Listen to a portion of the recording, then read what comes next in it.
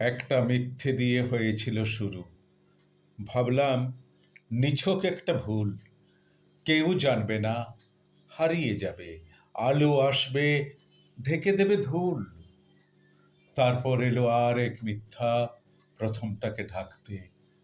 তাতেই বাড়লো আশা।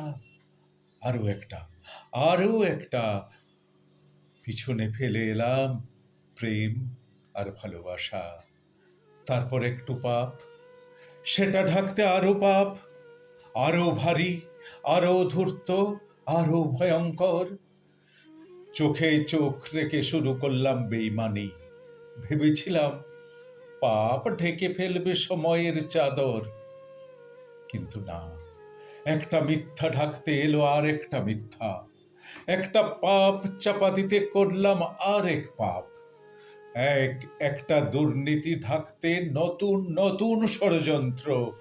এভাবেই গড়ে উঠল পাপের পাহাড়ের এক একটা ধাপ। ধীরে ধীরে তৈরি হলো এক বিশাল পাপের পাহাড়। চূড়ায় আলো নেই, নিচে পুড়ছে শত শত আশা। আমি সেই পাহাড়ের গোপন কারিগর, বিবেক বিক্রি করে গড়েছি, ভুলেছি ভালোবাসা।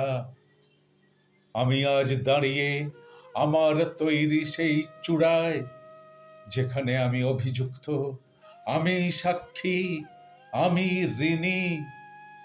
আজ চারপাশে শুধু ফিরে ফিরে আসে পাহাড়ে পাহাড়ে পাপেরই প্রতিধ্বনি।